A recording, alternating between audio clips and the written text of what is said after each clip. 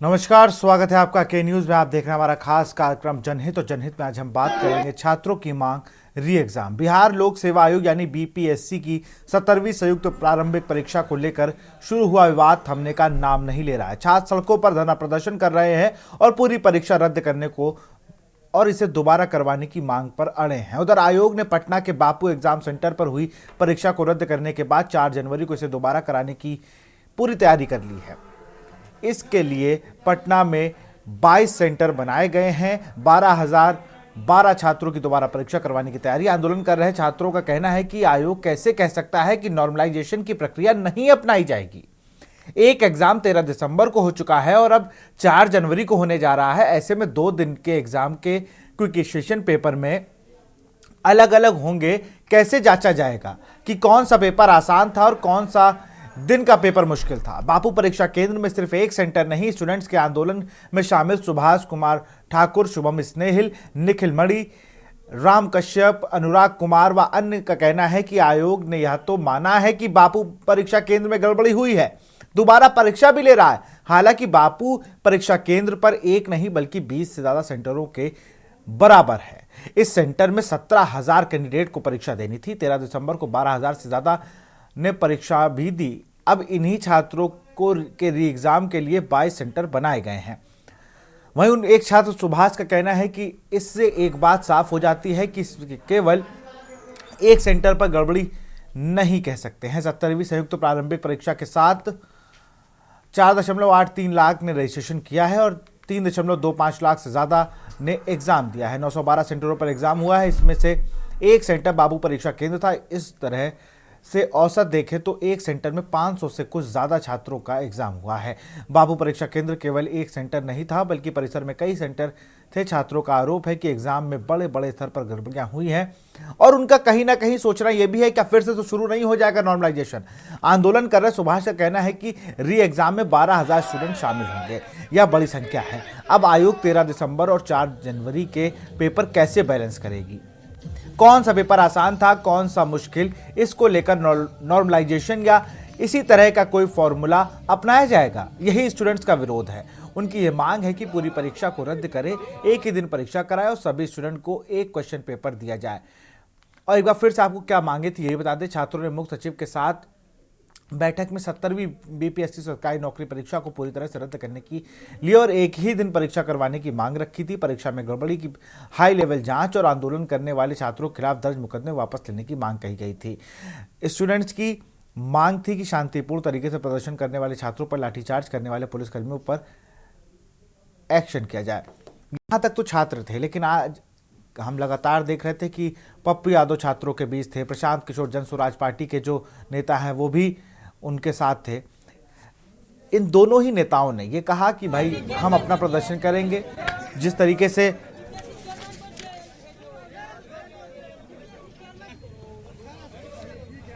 हम बात अगर करें, जिस तरीके से प्रशांत किशोर पटना में आमरण अनशन पे हैं, उनके धरने को अवैध बताया गया तो उन्होंने अपनी प्रतिक्रिया दी। पप्पू यादव छात्रों के बीच है और लगातार ये मांग कर रहे हैं कि हम कैंसिल कराएंगे। वो राज्यपाल से ही मिले। पप्पू यादव छात्रों ने क्या कुछ कहा, एक बार ये सुन लेते हैं। गरीब और मेधावी छात्रों के हक और अधिकार को छीनते हैं। बीपीएससी का जो मामला है, छात्र लगातार 18 दिनों से धरना कर रहे हैं, प्रदर्शन कर रहे हैं कि परीक्षा को रद्द करके पुनः नए सिरे से परीक्षा कराया जाए। लेकिन सरकार छात्रों की बात सुनने के बजाय उन पर लाठियां चला रही है, उनको FIR कर रही है। इन सभी के खिलाफ और इस बीपीएससी जो 17वीं की प्रारंभिक परीक्षा हुई है उसको रद्द करते हुए पुनः इस परीक्षा की निष्पक्ष और पारदर्शी तरीके से परीक्षा कराए की मांग को लेकर के अपने नेता माननीय सांसद पप्पू यादव के आह्वान पे आज समूचे बिहार के छात्र नौजवान सड़कों पे है। इसी क्रम में हम लोग मोतिहारी बापूधाम स्टेशन पे है, ट्रेन रोकेंगे और बिहार सरकार को आगाह कर देना चाहते हैं कि बीपीएससी छात्रों का जो मांग है पुनः री एग्जाम परीक्षा कराइए, उसको नहीं कराते हैं तो हम लोग आगे चरणबद्ध आंदोलन करेंगे। जरूरत पड़ेगी बिहार बंद करेंगे। मुख्यमंत्री नीतीश कुमार जी से आग्रह करेंगे कि आप धृत राष्ट्र मत बनिए। छात्रों पर लाठी चल रही है, आप छात्र आंदोलन से निकले हुए नेता है। आप जिस तरीके से छात्रों का दमन हो रहा है इस पर रोक लगाइए और छात्रों के मांग पर विचार करते हुए पुनः उनकी मांगों को मानिए। बहुत बहुत धन्यवाद। इंसानियत के लिए खतरा है। सौदागर है, गैमलर है, ये लोग डीलर है, डीलर। सबने लात मार के भगाया इन लोग को देश में। इसको जब कहीं जगह नहीं मिला, इसके दल कोई दल है, ये धन दल है। ये बीजेपी पशुओं का ये पशुधन है। ट्रेन कोई एक बार नहीं ना रुकी है। देश की आजादी के वक्त भी ट्रेन रुकी।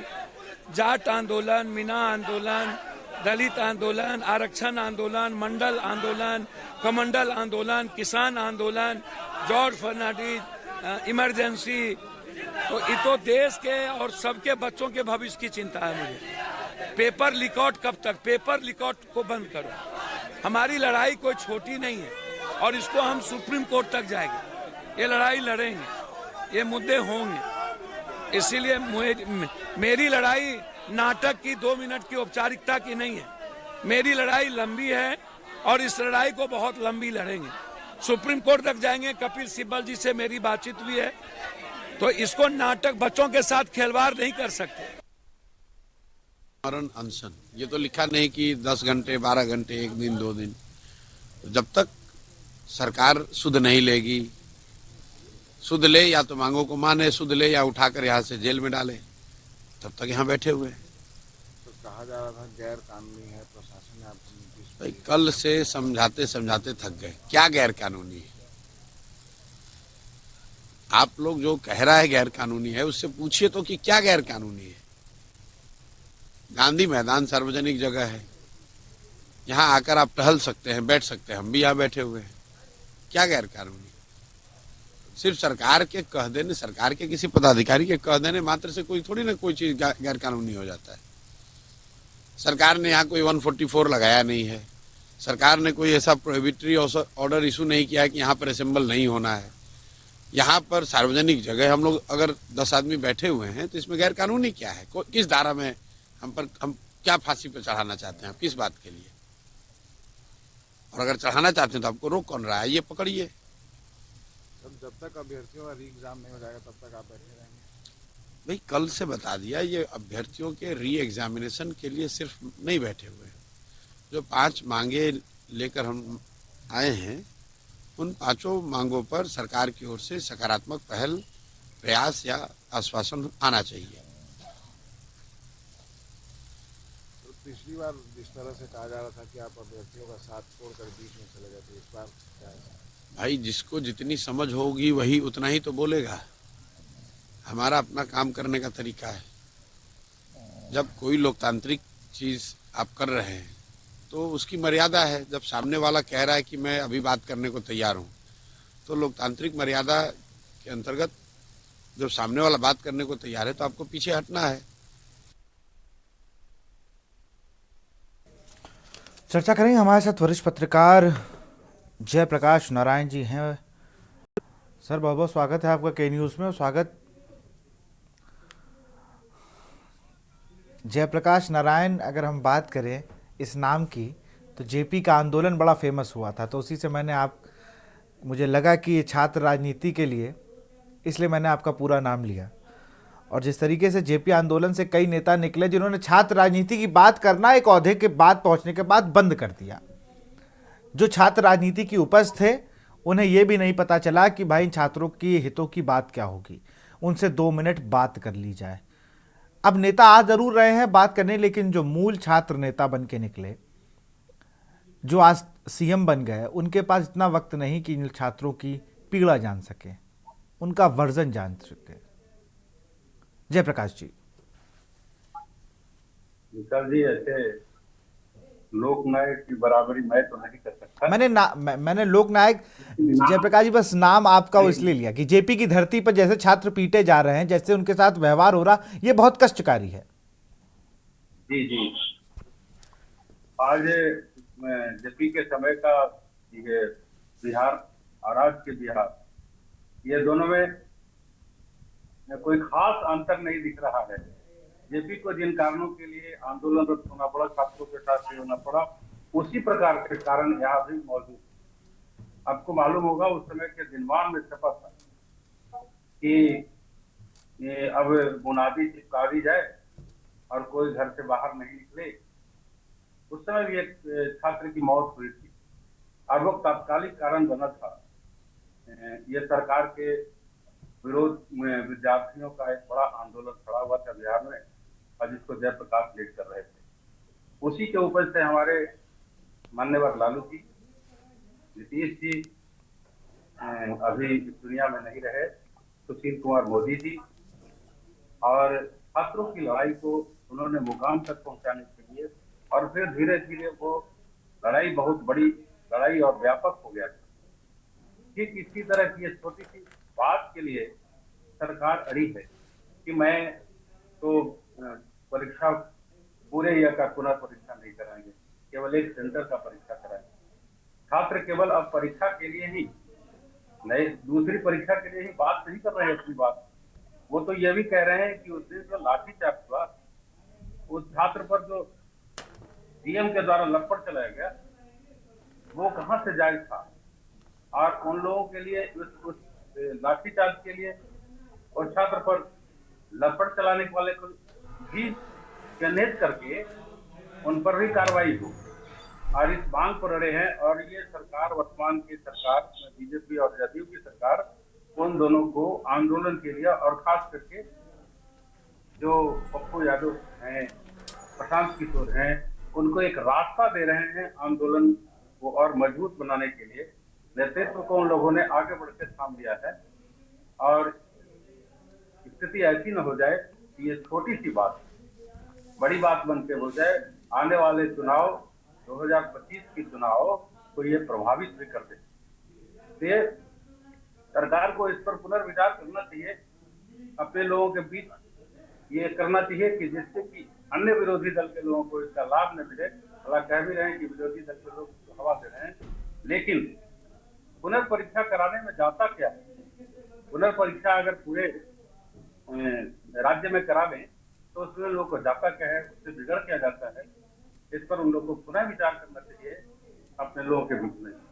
अगर नहीं कर रहे हैं तो ये धीरे धीरे धीरे धीरे नासूर की तरफ बढ़ता जा रहा है, और ये सरकार के लिए, आने वाले यह के लिए हो सकता है कि घातक हो, और इसमें धीरे धीरे मुझे दिख रहा है कि अन्य तरह के भयावह स्थिति भी पैदा हो सकते हैं, जिसके लिए सरकार जिम्मेवार होगी, जिसके लिए यूपीएससी के लोग जिम्मेवार होंगे।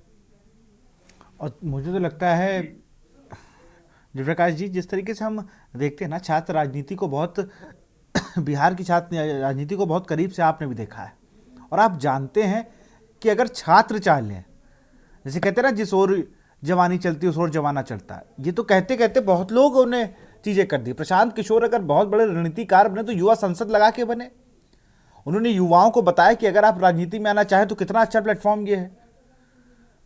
नीतीश कुमार युवाओं की बात करते हैं, तेजस्वी यादव खुद युवा है, खुद युवाओं को प्रमोट करने की बात करते हैं। लालू, अगर पप्पू यादव की बात करें तो उनका भी क्रेज युवाओं में है। और सिर्फ ये पुरुष वर्ग की बात नहीं, जो युवतियां भी हैं, जब शराबबंदी हुई तो यही लोग तो वोट डालने गई थी, यही सब तो वोटर थे नीतीश कुमार के। ये साइलेंट वोट यही तो था। जो लड़का अपने पिता को शराब पी के अपने घर में अत्याचार करता देखता था तो उसने शराबबंदी पर जाकर उसका पहला वोट इतनी तेज नीतीश कुमार को दिया जिसकी उम्मीद नहीं थी। अब क्या है कि अब जब वो देख रहे हैं ये सारी चीजें उनके साथ हो रही हैं तो वो सड़कों पर हैं। अगर मैं ये कह रहा हूं, एसपी ने लाठीचार्ज का आदेश दे दिया, डीएम ने वाटर कैनन चलवा दिया, सब कुछ मैं मान रहा हूं, लेकिन उसका सरकार का कोई दायित्व तो बनता है। वो कह दे कि राजनीति से प्रेरित है तो चलिए, राजनीति से अगर प्रेरणा इन्हें मिली है तो भाई आप उनको पकड़ लीजिए कि इन्होंने कराया। निश्चित रूप से उनको चिन्हित करें, राजनीति से अगर प्रेरित हैं तो वो उनको चिन्हित करके यह करें, लेकिन व्यापक पैमाने पर जो छात्रों की डिमांड है उसको भी ध्यान में रखना होगा।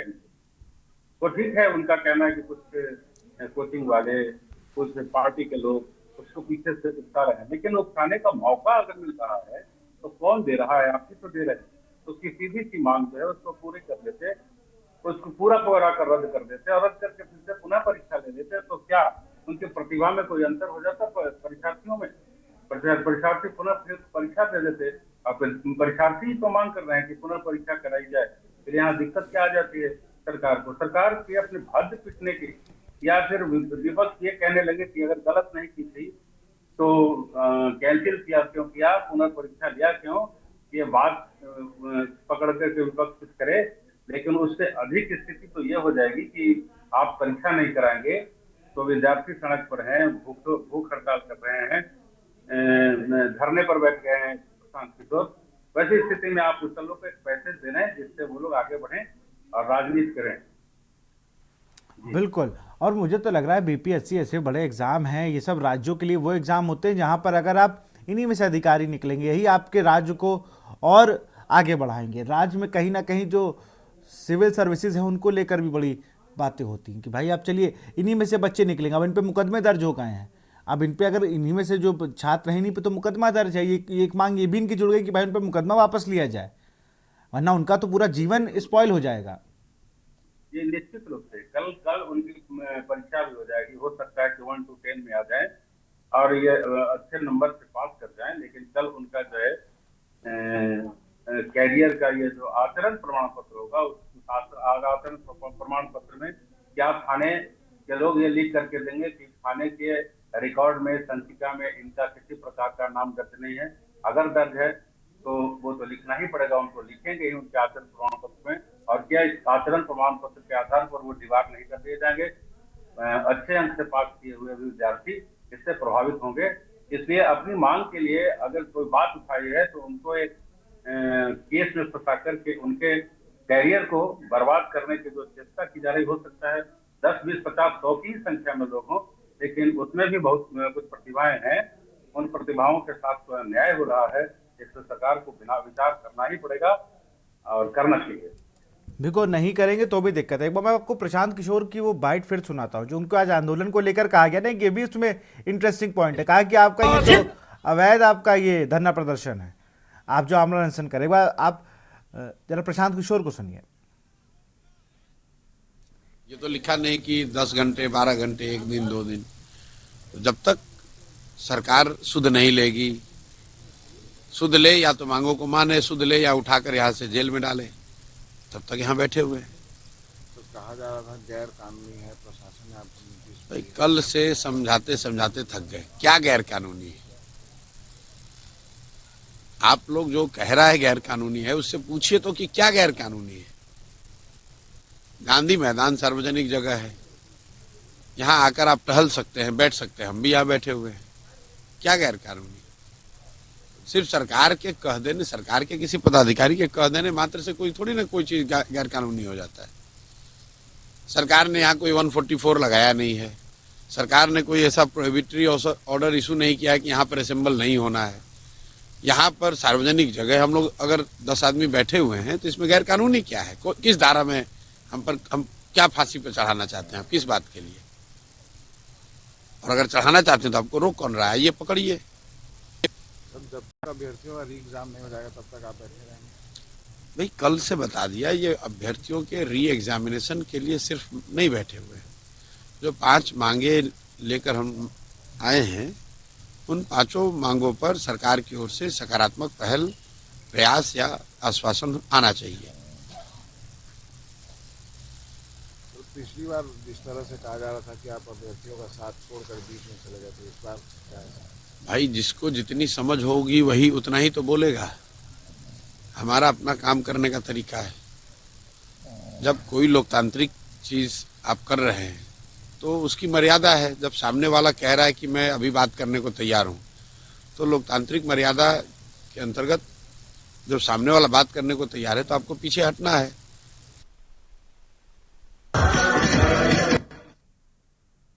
जयप्रकाश जी, सुना आपने कि किस तरीके से, अब मुझे बताइए, अब आंदोलन कर रहे हैं तो सरकार कह रही है ये अगले साल चुनाव है, क्या उसको भी ध्यान में नहीं रख रहे? क्या अगर इस तरीके से होगा तो इसका सीधा फायदा विपक्ष को होगा?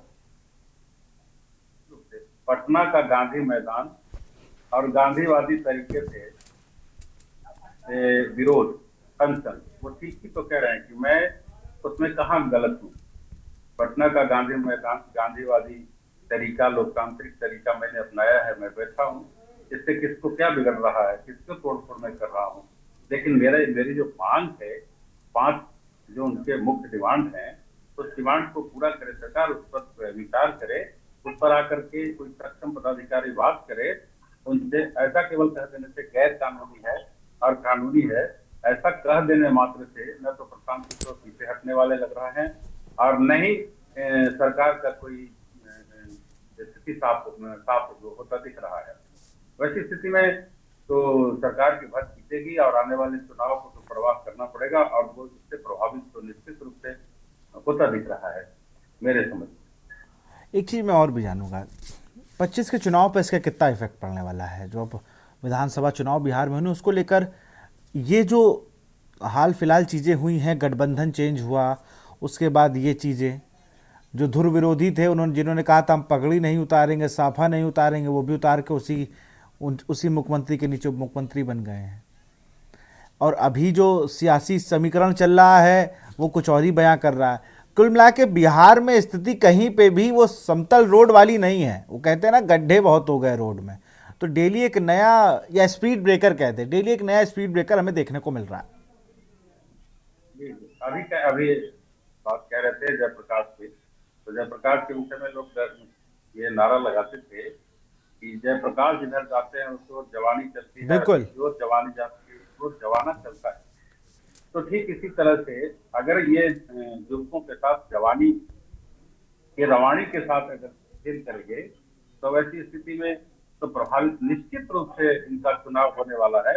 ऐसे बिहार में जो की राजनीति चलती है, जाति की राजनीति चलती है, लेकिन निश्चित रूप से उसमें भी कुछ विद्यार्थी अगर ये होंगे तो ये जाति का राजनीति है, पार्टी की राजनीति, सब कुछ फेल हो जाएगा। और ऐसा होता देखा गया है कि जब जनता जाग जाती है और विद्यार्थी और नौजवान जब जाग जाते हैं तो नौजवान भी वोट को प्रभावित करते हैं। वैसी स्थिति में निश्चित रूप से अगर सरकार ये बोल की कि पुनर्परीक्षा नहीं कराई या बीपीएससी के छात्रों के साथ और बर्बरता की गई तो निश्चित रूप से मैं समझता हूँ कि इसका प्रभाव तो पड़ने वाला है। चलिए, हमारे साथ डॉक्टर आफ्ताब भी जुड़ चुके हैं और जेडीयू के नेता हैं। आपका स्वागत है, लेकिन आपसे चर्चा करेंगे एक छोटे से ब्रेक के बाद। ब्रेक के बाद आपका स्वागत। रुक करते हैं डॉक्टर आफ्ताब जमील जी का, प्रदेश उपाध्यक्ष हैं जेडीयू में। आफ्ताब जी, छात्रों की बात करने वाली पार्टी है आपकी। अब पिछली बार भी मुझे लगता है आप ही जुड़े थे, तो मैंने आपसे कहा था छात्र हितों को अगर नहीं समझ पा रहा है कोई, तो वो सरकार मुझे नहीं लगता सही से चल रही है। और अब तो ये समय है कि बिल्कुल आखिरी का समय चल रहा है आपकी सरकार का। अभी फिर आपको जनता के बीच चुनाव लड़ने जाना है। अगर उस बीच ऐसा कुछ हो जाएगा तब तो कोई रिजल्ट दाएं बाएं हुआ तो ये छात्र बेचारे आप ही को कोसेंगे। और सबसे बड़ी बात, अभी हमने कई छात्रों को कोशिश भी की। सुन लीजिएगा आफ्ताब जी, हेडफोन लगा लीजिए आप। आफ्ताब जी हेडफोन लगा ली तो आप सही से सुन पाएंगे हमारी बात को।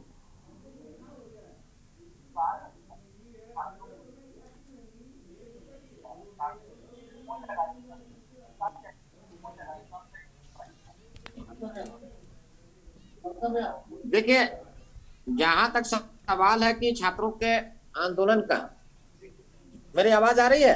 हाँ, आ रही है, फिलहाल आ रही है आपकी आवाज। हेलो, आवाज आ रही है, अपनी बात को पूरा तो करें। देखिए, आंदोलन का जहां तक सवाल है, छात्र जो आंदोलन कर रहे थे, मैंने पहले भी कहा है कि छात्रों के आंदोलन में पूर्ण रूप से जनता दल यूनाइटेड नजर रखी हुई है और जो उनका जो डिमांड है उस डिमांड के साथ हम लोग हैं। और डिमांड, जहां तक सवाल है कि जो आप व्यवस्थित ढंग से जो आप डिमांड रखते हैं उस डिमांड का हम लोग पूर्ण रूप से समर्थन करते हैं और सरकार का इसमें जो नियम है वो सरकार का पूर्ण हम लोगों का समर्थन उसमें प्राप्त है आप लोगों को। लेकिन सवाल हम एक आपसे, मैंने पहले भी कहा था कि ये बात आप लोग प्रशांत किशोर से क्यों नहीं करते हैं कि जिन लोगों ने समझिए कि पूरा मैंने व्यवस्था को मैंने ध्वस्त कर दिया और छात्रों का आंदोलन किस चीज का था और छात्र किस चीज के लिए बैठे हुए थे आंदोलन में और उनके आंदोलन से छात्रों को क्या मिलना चाहिए था, अब प्रशांत किशोर ने उसको कहां पहुंचा दिया। तो ये तो प्रशांत किशोर को सोचने का बात है ना। तो प्रशांत किशोर से आप लोग पूछते नहीं है, आप हम ही लोग से पूछते हैं सरकार में कौन है भाई। मैं मुझे बड़ी हंसी आती है आप लोग के बयान पे, मुझे बहुत हंसी का विषय मत बनिए। सरकार में आप हो, आप ही से पूछेंगे भाई। प्रशांत किशोर भी तो आप ही से पूछ रहे हैं, प्रशांत किशोर से क्या पूछा चाहे, मेरा तो विधायक नहीं, मेरा तो कोई चीज नहीं, तो मैं उनसे क्या पूछूं। नहीं, देखिए, सवाल है कि हम लोगों ने तो कह दिया भाई कि हमने पहले भी कहा है कि अभी उन लोगों के छात्रों के साथ न्याय होगा। और दूसरी बात यह है कि हम लोग देख रहे हैं, जांच करवा रहे हैं। हम लोग जांच का विषय हम लोग रखे भी हैं कि भाई जो इन लोगों के साथ जो जायज मांग है, उस मांगों को हम लोग निश्चित रूप से हम लोग पूरा करने का काम करेंगे। तो इसमें इसमें शर्म और लिहाज की क्या बात है भाई? जो लोग इस छात्र आंदोलन को राजनीतिक दिशा की ओर ले जाने का काम किए और राजनीति में उसको लाने का काम किए हैं, उसको तो आप लोगों ने कुछ नहीं कहा। तो भाई ऐसे आप बताइए, राष्ट्रीय जनता दल के लोग, कांग्रेस के लोग इसको कहां से कहां पहुंचा दिए। मामला बीपीएससी का था। मामला ये था कि कथित रूप से जो हुआ था कि मान लीजिए कि भाई प्रश्न चिन्ह, प्रश्न पत्र जो है वो लीक हुआ था। तो प्रश्न पत्र अगर लीक हुआ था तो उसको हम लोग ये कर रहे हैं, जांच कर रहे हैं। और अगर उसको मान लीजिए कि किसी तरह से उसको नॉर्मलाइज किया जाएगा और उसके बाद हम लोग उसको देख रहे हैं कि कैसे क्या किया जाए। रास्ता तो बनाना ना होगा। रास्ता को बनाने के बजाय लोग बिगाड़ने में पड़े हुए हैं। किस तरह से इसको बिगाड़ा जाए, कैसे नीतीश कुमार को ये किया जाए, वहां जदयू और भाजपा की सरकार को किस तरह से हटाने का काम किया जाए। अरे भाई, आप लोग जो सपना देख रहे हैं वो सपना किसी कीमत पर पूरा नहीं होगा। 2025 है, 2025 से 2030 तक नीतीश कुमार रहेंगे और उन्हीं के नेतृत्व में चुनाव होगा। आप इस बात को भ्रम में मत रहिए। आप लोग आई खुशफहमी में ना रहे कि हम लोग इनको हमें कोई भरम नहीं है। आपके जिनका आप नाम ले रहे हो उनको भरम है। हमें कोई भरम नहीं है। आप जिस पार्टी के नेता हैं, उस जिसके वो सीएम है नीतीश जी, उनका भरम है। वो तो कह गए थे पब्लिक के बीच, मेरा आखिरी चुनाव है, बस जिता दो। हमें कोई मतलब नहीं भाई साहब। और सुन लीजिए अफ्ताब जी धैर्य रख के सुनिए। झारखंड में आप ही का सहयोगी दल है भारतीय जनता पार्टी, और झारखंड में सड़कों पर उतरा हुआ है इसी पेपर लीक मामले में। ऐसे ही पेपर लीक मामले में उतरा हुआ है। वहां आप लोग क्या बीजेपी से कह रहे हैं क्या कि वहां राजनीति कर रहे हो? वहां कह रहे हो क्या ये बात? बिहार में अगर दल मिल गए हैं छात्रों को तो आपको दिक्कत हो रही है। छात्रों का आंदोलन हाईजैक नहीं हुआ है। बिल्कुल गलत फहमी मत रहिएगा। छात्र अभी भी अपने आंदोलन पे अडिग हैं। वो सिर्फ 5 मांगे उनकी है, उनको पूरा करें। उनकी जो मांगे हैं 5। आप मेरी बात आप नहीं सुनते हैं। आप हमेशा से इन लोगों की बात सुनते हैं। हमारी बात आप लोग सुनिए। विशाल सर, आप थोड़ा सा जेन्युइन बात होनी चाहिए। हम लोग मान लीजिए कि किसी चीज को देख रहे हैं कि अगर मान लीजिए उसको ठीक करना है तो ठीक करने का क्या रास्ता होना चाहिए, उसकी जांच होनी चाहिए। यदि ऐसे जो लोग मिलेंगे उसको हम लोग पनिश करने का काम करेंगे। और यदि जरूरत पड़ेगी कि फिर से दोबारा परीक्षा लेने की, तो हम लोग दोबारा परीक्षा भी लेंगे। लेकिन उसका तय तो हो जाए एक मानदंड कि हाँ भाई क्या मामला है, नहीं है। बस इतना ही बात है। तो इसको लोगों ने बोल दिया कि राष्ट्रीय जनता दल और कांग्रेस की है तो बहुत बड़ी बात हो गई। अब यही माने नीतीश कुमार से ले लिया जाएगा बदला। अरे क्या बदला आप लीजिएगा? कब ले पाए हैं आप? अरे अफ्ताब जी, मैं क्या बदला लूंगा भाई? वो सीएम है। मैं थोड़ी कह रहा हूँ बदला लेने के लिए। आप ना कहें, जिसका नाम ले रहे हो आप खुल के नाम लो भाई, आप डरो नहीं। आप नाम लो। जमीन के बदले नौकरी देते थे आप लोग, सब भूल गए हैं क्या? जमीन के बदले नौकरी कौन दिया है? नीतीश कुमार दिए हैं। तो ये सब चीज सबको समझना होगा। कांग्रेस और आरजेडी इन लोगों का शुरू से ये रहा है कि हम किसी हालत से बिहार में आ जाएं और बिहार में आने के बाद वही जंगल राज जो 20 साल पुराना था उसी को फिर से ला दे। ये संभव नहीं है। नीतीश कुमार जीरो टॉलरेंस पर काम करते हैं और आज तक पूरे देश में, पूरी दुनिया में कभी भी नीतीश कुमार के ऊपर में किसी ने उंगली उठाने का काम नहीं किया। और न्याय संगत बात होगी। जहां तक प्रशांत किशोर का बात है, तो प्रशांत किशोर को तो ये समझना होगा, उनको भ्रम हो गया कि हम बहुत बड़ा नेता हैं, हम जो है दल को जिधर चाहते हैं उसको हम सत्ता में ला देते हैं। पहले अपना वो देख लें और उसके बाद दूसरे की बात करेंगे। चलिए, प्रशांत किशोर की तस्वीरें आ रही हैं, पर मुझे लगता है गांधी मैदान से ही हैं। जरा एक बार पुलिस अधिकारी वहां पहुंचे, उनसे बातचीत कर रहे हैं कुछ। जरा वो फुल स्क्रीन किया जाए प्रशांत किशोर के विजुअल को।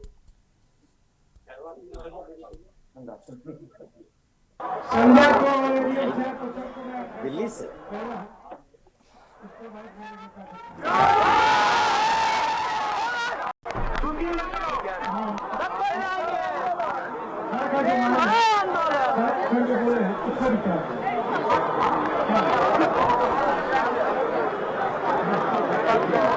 नहीं बना रहे, लेकिन 29 को घटना घटी थी, यदि प्रशांत जी पेशेंस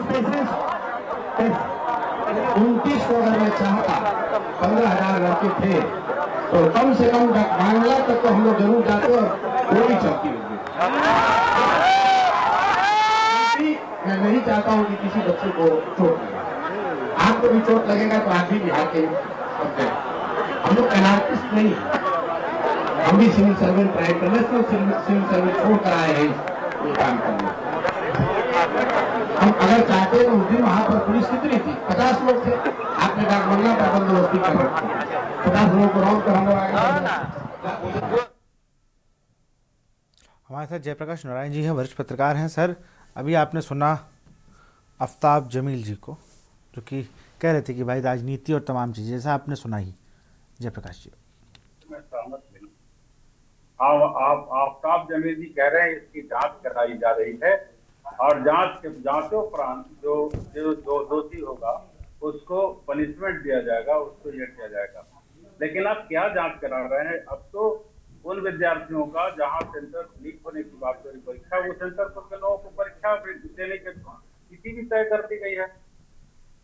तिथि तय कर देने के बाद आप जांच के बाद क्या बता पाएंगे? फिर उसको कैंसिल करेंगे, आप उस परीक्षा को भी कैंसिल करेंगे, क्योंकि आपने तिथि तय कर दिया है उनमें उस एक सेंटर पर जिस पर लीक की बात आई है। दूसरी चीज है कि आप मुगालते में नहीं रहे।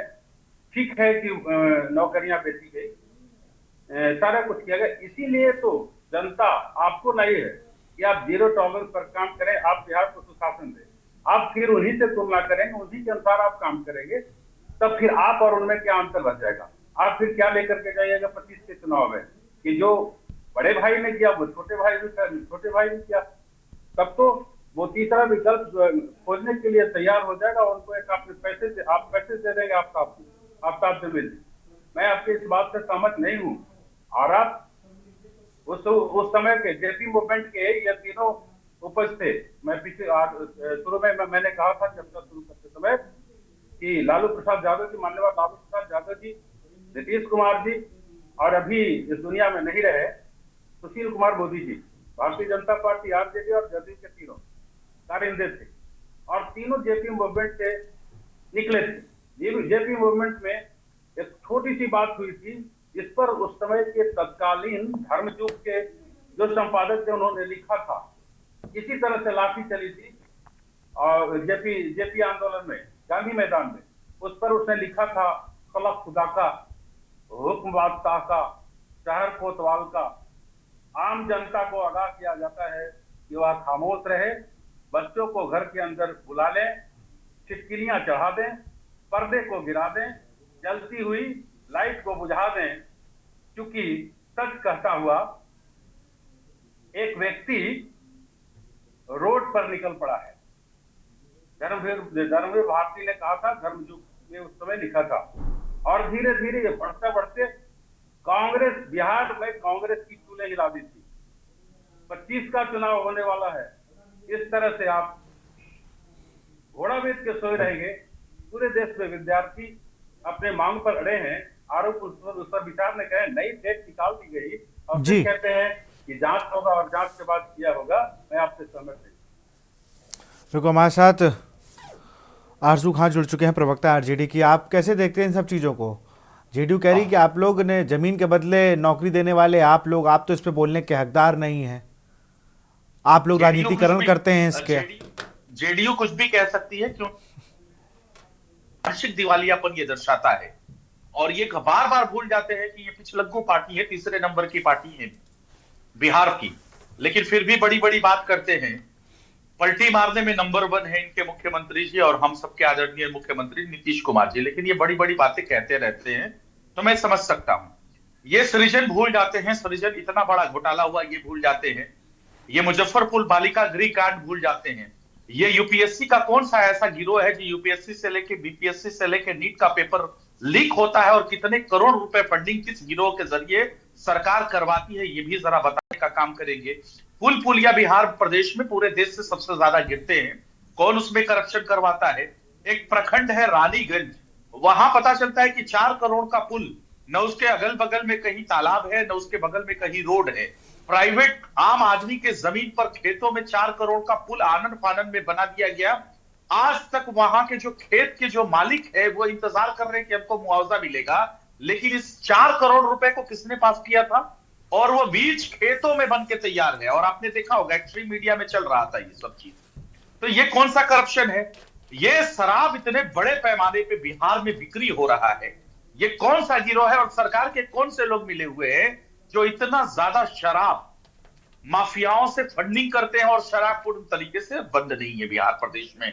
2,500 से 3,000 लोगों की आंखें जहरीली शराब पीने से चली गई और 2.5 से 3 लाख बच्चे SC ST वर्ग के जेल की सलाखों के पीछे है शराब बॉय के डिलीवरी बॉय बनने के लिए, शराब का डिलीवरी बॉय बन के।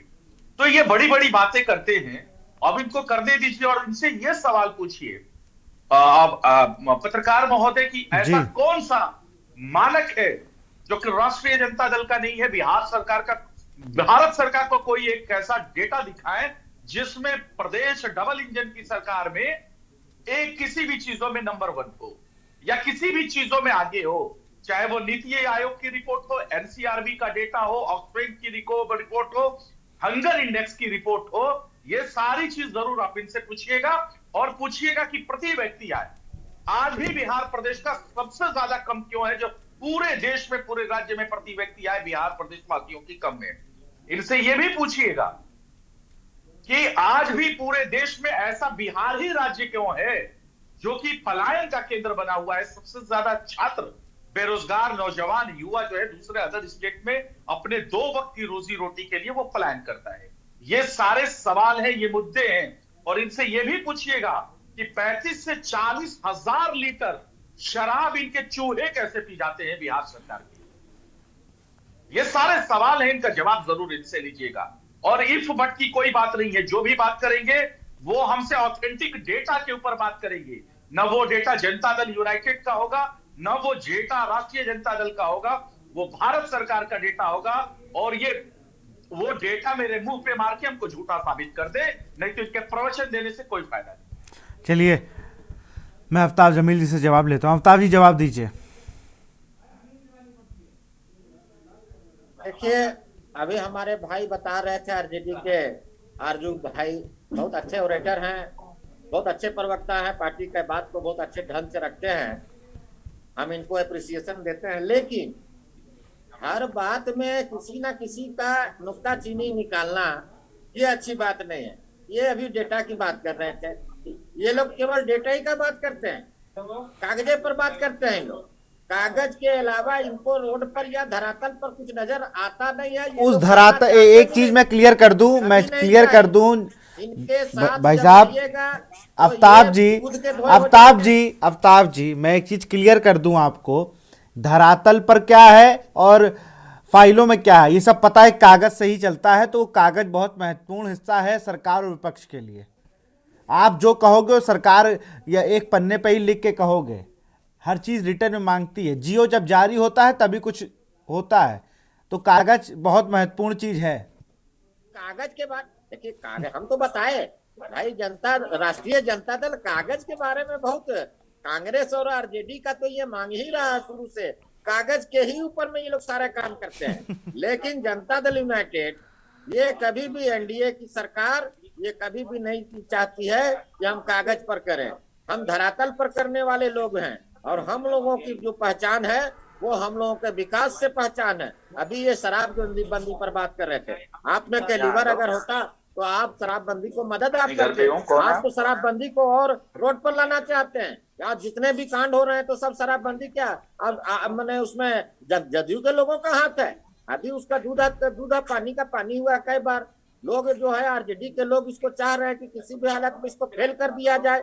लेकिन जनता दल यूनाइटेड आज जो शराबबंदी का जो काम किया है, ये वहां की माने आधी आबादी महिलाओं के द्वारा जो डिमांड थी कि बिहार में शराबबंदी की जाए, उसको माननीय नीतीश कुमार ने लागू करने का काम किया। और किसी भी माँ के लाल में ताकत नहीं है, चाहे वो कोई भी बोलता हो, शराब दोबारा वहां चालू नहीं किया जाएगा, चाहे उसके लिए ये लोग कितनों षड्यंत्र करने का काम करें। जी बिल्कुल, आरजू जी जवाब दीजिए।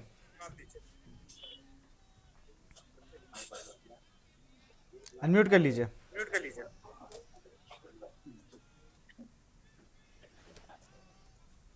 सबसे पहले इनको आप ये करेक्ट करवाइए कि ये महागठबंधन की शराब में प्रदेश में जो है शराबबंदी लागू हुई थी और ये अकेले श्रेय नीतीश कुमार जी को दे रहे हैं। तो पहले इनको ये भी खंगाल लेना चाहिए, ये भी डेटा खंगाल ले। और स्वस्थ लोकतंत्र में हमेशा कागज पे बात आप होती अगर है। बोलते हैं कि रोजगार हमने दिया, रोजगार का जितना भी रोजगार बिहार में हुआ वो भाई हमने साहब दिया, थोड़ा सा, भाई साहब शराबबंदी थोड़ा सा, अगर जदयू बोल रहा है कि हम भाई बंद किए हैं, साहब आपको तकलीफ हो रही है? भाई साहब बात सुन लीजिए आफ्ताब भाई, बात सुन लीजिए आफ्ताब भाई, समझिए। बात सुन लो भाई। ना छात्रों की सुन रहे हो ना इनकी सुन रहे हो, किसी की तो सुनो। देख लीजिए, अगर अगर देखिए किसी भी चीज के एक आदाब होते हैं और डिबेट का भी एक आदाब है। मैंने इनको अच्छी तरीके से सुना, बड़ी गंभीरता से सुना, मैं इनको सीरियस ले रहा हूं, लेकिन ये नॉन सीरियस बात कर दे रहे हैं बीच बीच में। अब ये इनको ये भी नहीं पता है आफ्ताब सर को कि ये महागठबंधन की सरकार में शराबबंदी लागू हुआ था और आप जब एनडीए के साथ थे तो कोई भी ऐसा ब्लॉक, कोई भी ऐसा पंचायत नहीं बचा था जहां आपने एनडीए के साथ में शराब की दुकानें नहीं खुलवाई थी। तो पहले ये चीज करेक्ट कर ले। और मैं बताता हूं कि राष्ट्रीय जनता दल ने क्या क्या किया है। आपको 5 यूनिवर्सिटीज दिए थे 2005 से पहले, उन 5 यूनिवर्सिटीज का क्या हालत है? आपको 3 रेल चक्का का कंपनी मिला हुआ था, आदरणीय लालू प्रसाद यादव की देन थी, उसका क्या हुआ? और जितनी भी आप चीजें किए हैं ना आज के वक्त में, जो बड़ी बड़ी आप बातें कर रहे हैं, चाहे वो जातीय जनगणना हुआ या फिर रिजर्वेशन का जो दायरा बढ़ा, खेल में मेडल ला, नौकरी पाओ हुआ, शराबबंदी हुआ, नियुक्ति पत्र एक साथ में देश का नजीर बना, 5 लाख गांधी मैदान में जो नियुक्ति पत्र दिए गए और लोगों के चेहरे पे, नौजवान छात्रों के चेहरे पे जो खुशी थी, वो सब महागठबंधन की सरकार में हुआ। और आप 18 सालों तक रहे एनडीए के सरकार में, आपने ऐसा कोई भी ऐतिहासिक काम नहीं किया। तो आप ये मत कहिए कि आपने सिर्फ किया, अरे ये जरूर कह दीजिए, बड़ा दिल दिखाइए कि महागठबंधन की सरकार ने किया। उसमें राष्ट्रीय जनता दल सबसे बड़ी पार्टी थी, कांग्रेस भी थी, माले भी थी, जनता दल यूनाइटेड भी थी। हम बड़ी सफाई के साथ कह रहे हैं और अच्छे से बातों को कह रहे हैं। आपके चिल्लाने से सच जो है दबता नहीं है, आपके चिल्लाने से आप खुद ये प्रभाषित कर रहे हैं और सच्चाई ये कर रहे हैं कि आप झल्लाहट में हैं। झल्लाहट से नहीं होता है। और आप एक भी डेटे की बात नहीं कर रहे हैं, बोलते हैं आप जमीन पे करते हैं। अरे मैं भी जमीन पे ही रह के बोल रहा हूं कि बिहार में लेकर लगातार 3 पेपर्स लीक हुए। और वो लोग कौन है?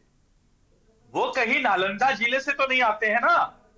मैं ये सारी बातें आपसे मैं कह रहा हूं। अगर आपके पास हिम्मत है तो पेपर लिस्ट के अपराधियों को पकड़िए, अगर हिम्मत है तो शराब माफियाओं को पकड़िए, अगर हिम्मत है तो बाली माफियाओं को पकड़िए, और अगर हिम्मत है तो जो 35 से 40 हजार लीटर जो शराब जो बिहार प्रदेश के जो चूहे खा जाते हैं, जो लैब में टेस्टिंग के लिए जाता है, उनको भी पकड़िए कि वो चूहे कौन है। चलिए मेरे पास समय कमी है आरजू, मैं जवाब लेता हूं आफ्ताब से। आफ्ताब जी जवाब दीजिए, जवाब दीजिए जल्दी से।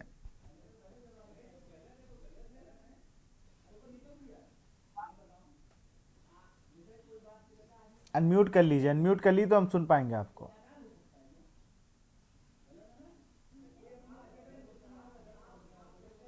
अनम्यूट कर लीजिए जिससे हम आपको सुन पाए। आप अनम्यूट कर लीजिए, आप म्यूट हो गए, अनम्यूट कर लीजिए उसको।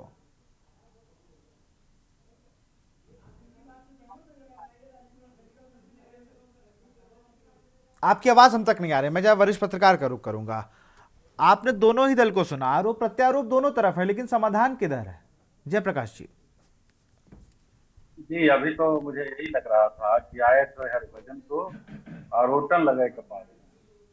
हम चाहते हैं कि 70वीं की परीक्षा, और हमारा डिबेट का विषय है कि 70वीं जो परीक्षा हुई पीपीएससी का, उसका आप क्या करने वाले हैं?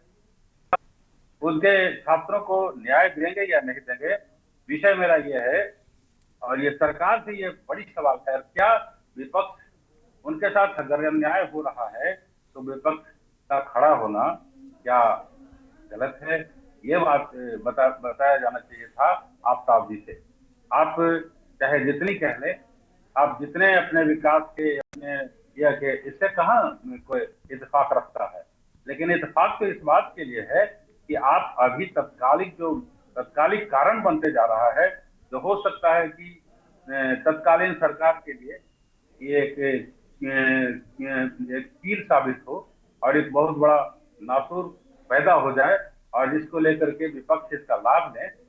तो आप अगर न्याय नहीं देंगे छात्रों को तो ये कोई साधारण बात नहीं है। और छात्र अगर सड़क पर रहेंगे तो स्थिति तो बिगड़ता ही दिख रहा है, बिगड़ रहा है। प्रत्येक दिन या 18-17 दिनों से चले आ रहे आंदोलन और बड़ा होता जा रहा है और लोग आते चले जा रहे हैं और मौका तो सरकार की ओर से ही दिया जा रहा है। आखिर इसका समाधान क्यों नहीं दे रही सरकार? विषय तो ये था, किस विषय पर हमको बात करना था, न कि आप सुशासन दिया है वो ठीक है, आप राज्य में एक अमन लाया है वो ठीक है, उससे सहमत हैं। लेकिन ये क्या हो गया है कि बीपीएससी की परीक्षा हमेशा लीक होती है, अन्य परीक्षाओं का प्रश्न पत्र भी लीक होता है और उस पर आप कोई माकूल उसका हल नहीं निकाल रहे हैं और उल्टे आप अड़े हैं कि नहीं हम तो जो किया है ठीक किया है और इससे हम पीछे हटने वाले नहीं हैं। तो अगर पीछे नहीं हटें तो विपक्ष को मौका कौन दे रहा है? आफ्ताब जी, बिल्कुल। आप ही तो दे रहे हैं। बिल्कुल। आफ्ताब जी जल्दी से जवाब दीजिए, समय की कमी, जल्दी से। आपकी आवाज हम तक नहीं आ रही है आफ्ताब जी, आपकी आवाज हम तक नहीं पहुंच रही है। एक बार आप अनम्यूट कर लीजिए, अनम्यूट कर लीजिए अपने आप को।